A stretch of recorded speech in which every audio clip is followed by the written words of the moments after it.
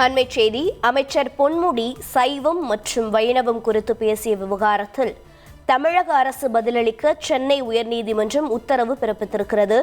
பொன்முடியை அமைச்சர் பதவியிலிருந்து நீக்க கோரிய வழக்கில் சென்னை உயர்நீதிமன்றம் இந்த உத்தரவினை பிறப்பித்திருக்கிறது.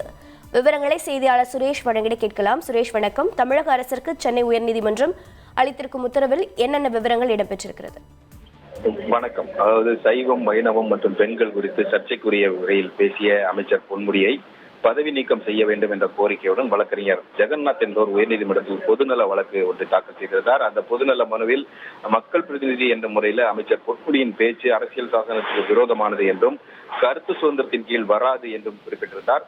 குறிப்பிட்ட மதத்தை பற்றி அவதூறாக பேசுவது கருத்து சுதந்திரம் அல்ல என்றும் அவர் மனுவில் தெரிவித்திருந்தார்.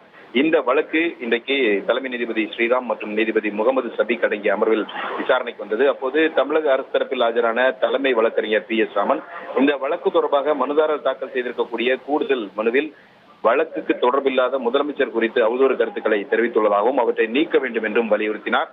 இதை மனுதாரர் ஜெகநாத் ஏற்றுக்கொண்டதை அடுத்து அரசு தலைமை வழக்கறிஞர் சுட்டிக்காட்டிய அந்த பகுதிகளை நீக்கும்படி மனுதாரருக்கு உத்தரவிட்ட நீதிபதிகள் இந்த வழக்கு தொடர்பாக ஜூன் 5ஆம் தேதிக்குள் பதிலளிக்கும்படி தமிழக அரசுக்கு உத்தரவிட்டு இந்த வழக்கின் விசாரணையை ஜூன் 19ஆம் தேதிக்கு தள்ளி வைத்திருக்கிறார்கள்.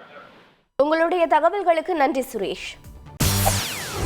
செய்திகளை உடனுக்குடன் தெரிந்து கொள்ள உடனே சப்ஸ்கிரைப் பண்ணுங்க.